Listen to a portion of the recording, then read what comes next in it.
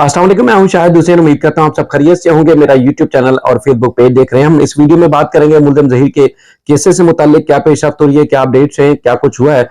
3-4 अलग-अलग प्लेटफॉर्म्स पे जो मामला चल रहे हैं, उस हवाले से आपको आगाह करना है।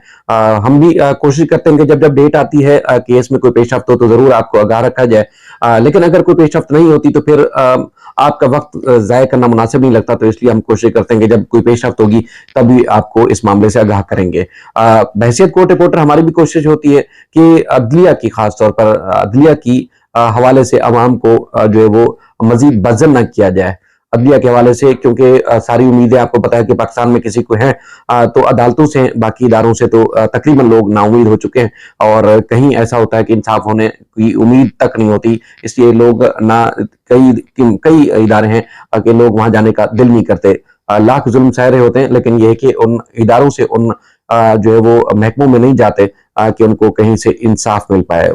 खासतौर पर अगर बच्चियों की बात करें तो लोग फिर माँ बाप या वो मुतासरा खानदान बाहर जो है वो राजीनामा कर लेते हैं, डील कर लेते हैं या सब्र कर लेते हैं, पीछे नहीं जाते। अपनी इज्जत और अपनी कहते हैं कि सब कुछ महफूज रखने की कोशिश करते हैं कि बेटी गई, लेकिन अगर हम मुल्जिम को सजा दिलाने की कोशिश करेंगे तो फिर हमें इंसाफ तो मिलना नहीं है, अदालतों के चक्कर काटने पड़ेंगे, पुलिस अलग तज़हीक करेगी, तजलील करेगी। तो इस तरह जो है वो आज तक मामला जो है वो इसी तरह जूं का त्यों है। बहरहाल हमारी कोशिश ये है कि हम जो मामलात हैं वो आपको जो है वो आगाह रखें इस सारे मामले में।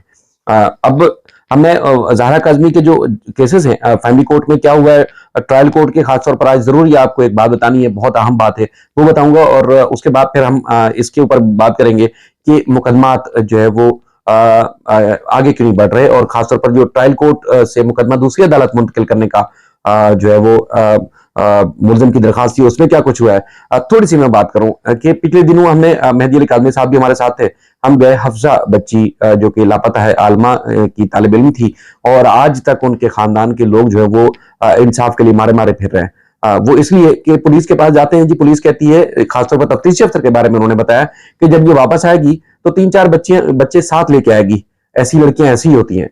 उस बच्ची को अगवा कर लिया गया है, जबरदस्ती को उठा के ले गया है, जुल्म हुआ है, ज्यादती हुई है, जबर हुआ है, और वो खानदान सैयद खानदान है, मजलूम खानदान है, बिल्कुल गरीब है, कसम पुरसी की जिंदगी गुजार रहे हैं। उनको उस तरह मीडिया पर, सोशल मीडिया पर हाइप क्रिएट करना नहीं आती, उनको नहीं आता कि उनको इंसाफ के लिए किसके पास जाना है, लेकिन पुलिस के पास जाते हैं तो पुलिस उनको इस तरह के जो है वो बातें करके भगा देती है, उनसे कोई बात नहीं करती। और जिसके ऊपर शक का इजहार किया था कि उसकी एक साथी थी जो तालिब इल्म थी, कि वो मुबैना तौर पर इन्वॉल्व है, उसको पुलिस ने एक दिन हिरासत में लिया, उसके बाद फिर अगले दिन कोर्ट से उसकी जमानत हो गई। यानी कि मामला जूं का त्यों अटका हुआ है। आज भी वो वीडियोस भेजते हैं और वो बार बार अर्जी करते हैं, गुजारिश करते हैं तमाम इदारों से कि उनकी बेटी के लिए आवाज उठाई जाए और उनकी बेटी को तलाश करके दिया जाए। ठीक है, शादी की है तो कम से कम पता चले कि उसने अपनी मर्जी से शादी की है, उसको कोई अगवा करके ले गया है, कोई और मामला है, जो भी है पता लगना चाहिए। लेकिन एक नौजवान बेटी, माइनर बच्ची जिसकी उम्र महज 16 साल है, वो आज तक जो है वो उसका पता नहीं चल पा रहा, और 4 महीने हो गए और कहीं से भी उनको उम्मीद नहीं है। हम इस मामले पे भी आते हैं। मैं वही वाली बात कि हम कोर्ट रिपोर्टर की हैसियत से हम नहीं चाहते कि अदालत से लोगों को नाउम्मीद करें, या अदालत के बारे में कोई ऐसी बात कर दें जिसमें जजेस के बारे में जो है वो खासतौर पर तौहीन हो, क्योंकि दूसरों की निस्बत हमें अंदाजा होता है कि जजेस के लिए कौन कौन से अल्फाज अदा करने हैं, अदालत के लिए, हमारे इस सिस्टम के लिए कौन कौन से किस किस तरह बात करनी चाहिए, तो इसलिए हम कोशिश करते ना करें। लेकिन मामला यह है कि जब लोगों की इज्जतों के ऊपर बात आ जाएगी और हमारे इदारे जो है वो भंग पीएस होते रहेंगे,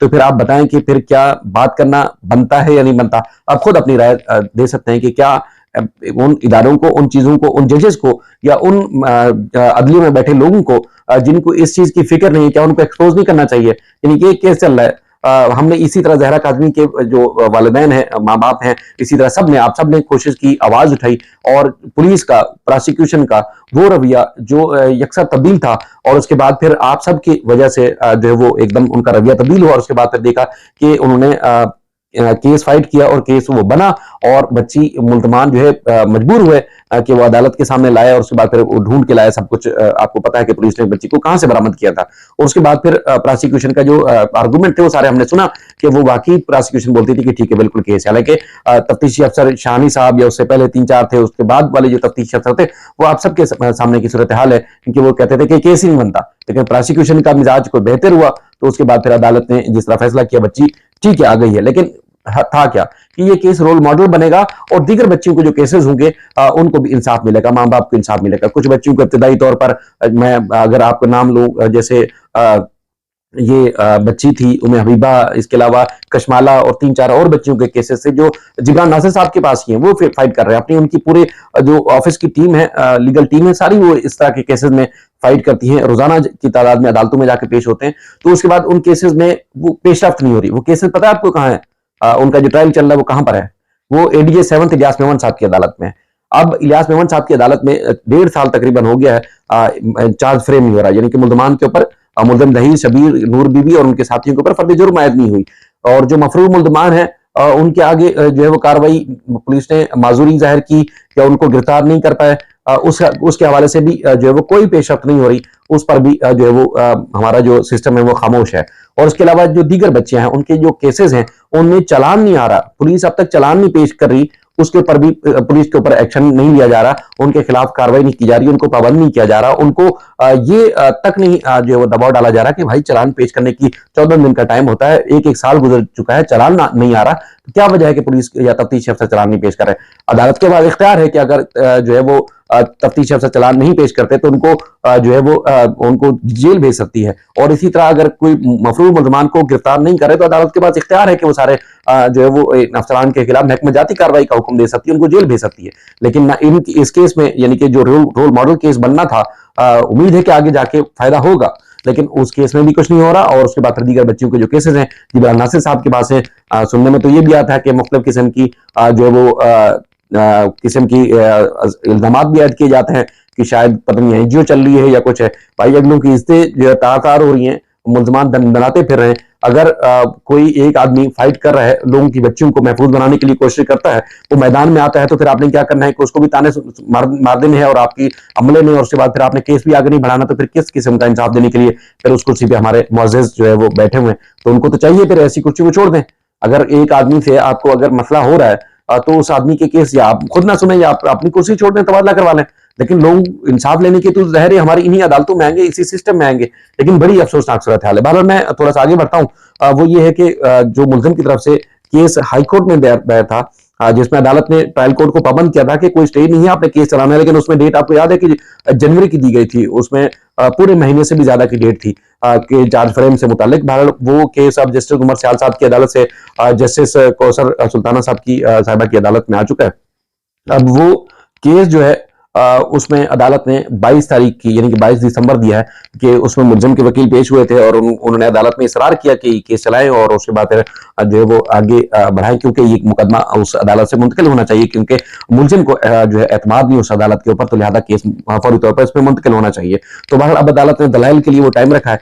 और एक जो चूंकि एक तो निकाह का लदम निकाह यानी कि गैर कानूनी है, उस हवाले से एक केस था जो कि बच्ची की तरफ से केस दायर किया गया था और मेहदी अली काज़मी साहब की तरफ से जो केस दायर किया हुआ है, उसमें जो है वो मुल्जिम बार बार उनको टाइम देने के बावजूद वो पेश नहीं हो रहे थे, यानी कि एक तो क्रॉस नहीं हो रहा था, उसमें अदालत ने साइड क्लोज कर दी थी और उसके बाद फिर दूसरे में जो है वो मुसलसल ताखीरी हरबे इस्तेमाल किए जा रहे थे। तो अदालत ने उसमें भी मुल्जिम का जो हक दिफा का जो उसके पास टाइम था वो अदालत ने उसको खत्म कर दिया था।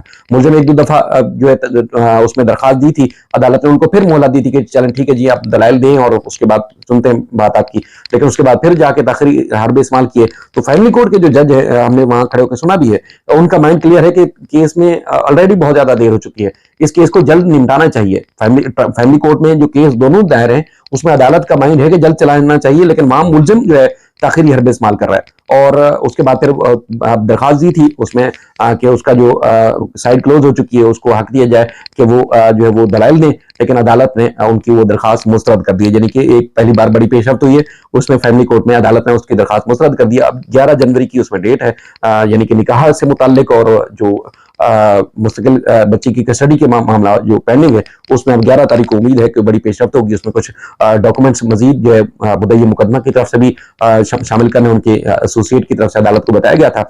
बाकी ये है कि ट्रायल कोर्ट में अब तक जो है पेशरफ्त नहीं हो रही है। तो आने वाले दिनों में इंशाल्लाह आपको जरूर इस मामले में मजीद भी आगाह करेंगे। अपना ख्याल रखिएगा। अल्लाह हाफिज।